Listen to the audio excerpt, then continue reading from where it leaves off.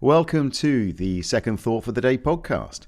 In this episode, we dissect a Radio 4 thought for the day to expose all in it that is not factful or reasonable. Please visit secondthoughtfortheday.com for more on what we do and why.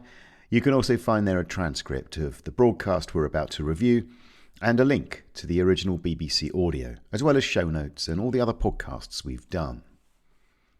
This is the Second Thought review of the BBC broadcast from the 12th of April, 2025 by Catherine Pepinster. Pepinster was introduced as a Catholic commentator, and there were blessedly few logical errors in this broadcast. There was a smattering of factual gaffes, and there was also very little apparent purpose.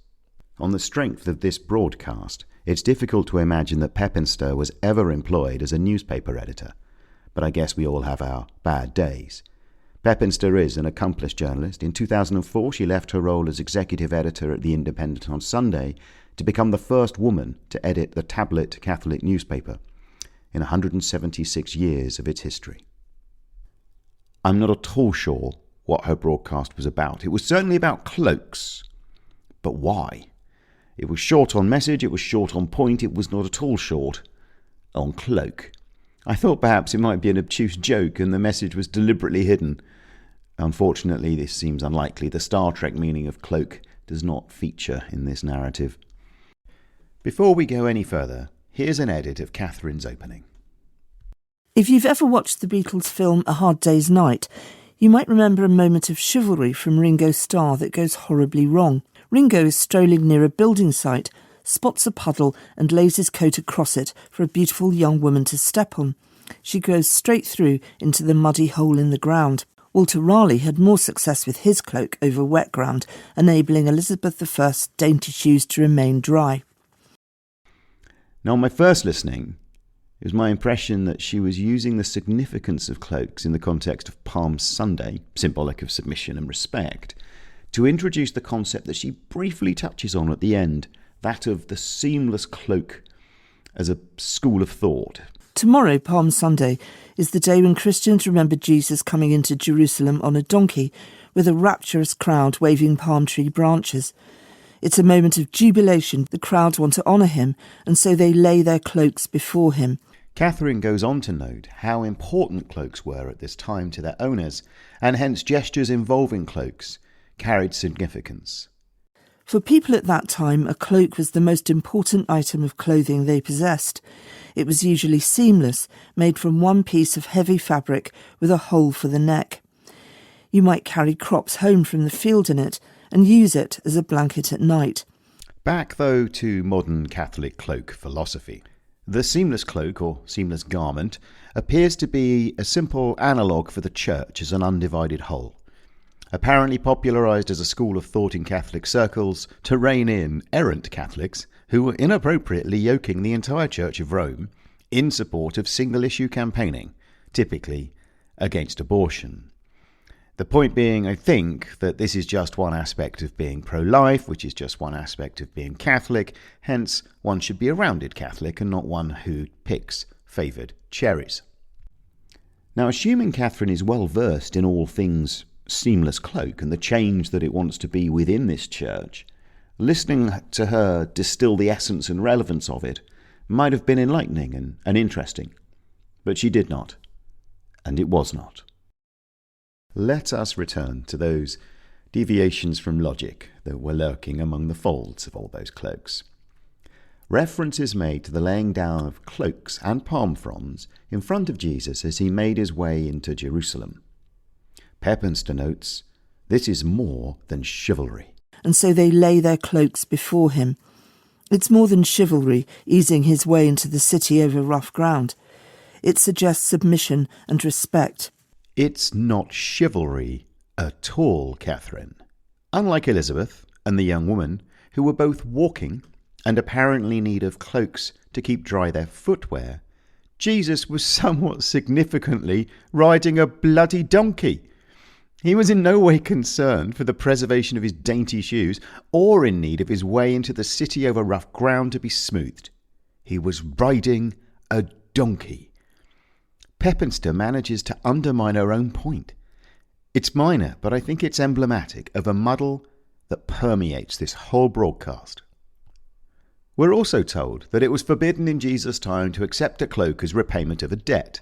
Under the law at Jesus' time, it was forbidden to take that outer garment from someone as payment for a debt. This is plainly false. Jewish law noted in both Exodus and Deuteronomy that any cloak held as security for a debt must be returned by nightfall. Now, one imagines that this discouraged the acceptance of cloaks as collateral, increasing the likelihood that everyone, no matter their circumstances and indebtedness, would at least have their cloak as a blanket to sleep under at night. This law was not, though, a prohibition from using the cloak to settle the debt.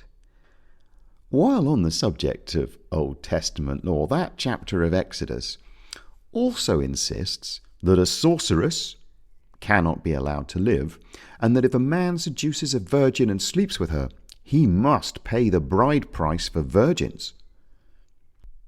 I'd much rather hear from Catherine how it was that a god infused the laws it imposed upon its subjects with so much misogyny. Much more interesting than law on debt security. Bride price? What a concept. And that you get to discount that price in the absence of virginity. Charming. Also worth noting that the mandatory killing of sorceresses was not accompanied by any need to slay sorcerers, or Potters, or Dumbledores, or older Weasleys.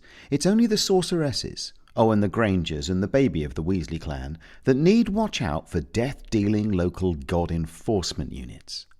Perhaps another day, Pepinster will explore the likelihood that these books were written by men, not by any gods you'd wish to exist, and certainly not by women.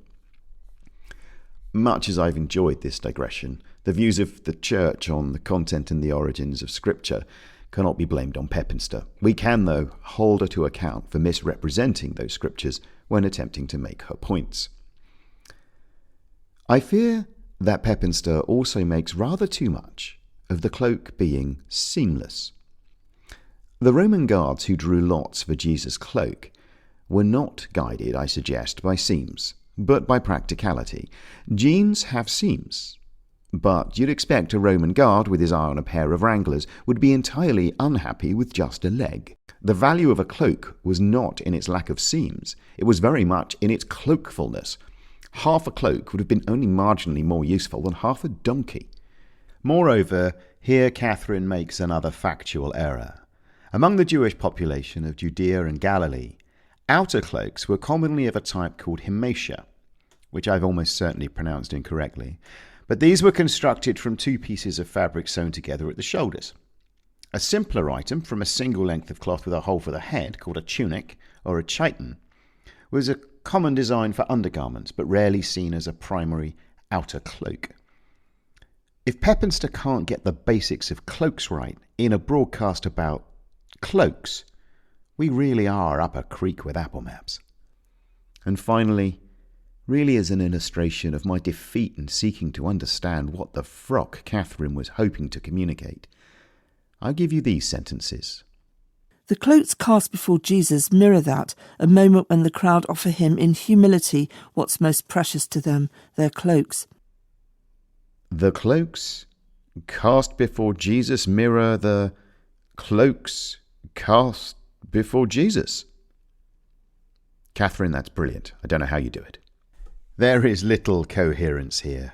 Just cloaks. Donkeys, misogyny, and cloaks. Thank you for listening, and if you'd like to learn more about what we do and why, or to read show notes, find transcripts, or listen to any of the other podcasts we've not yet put out on the main feed, please visit secondthoughtfortheday.com.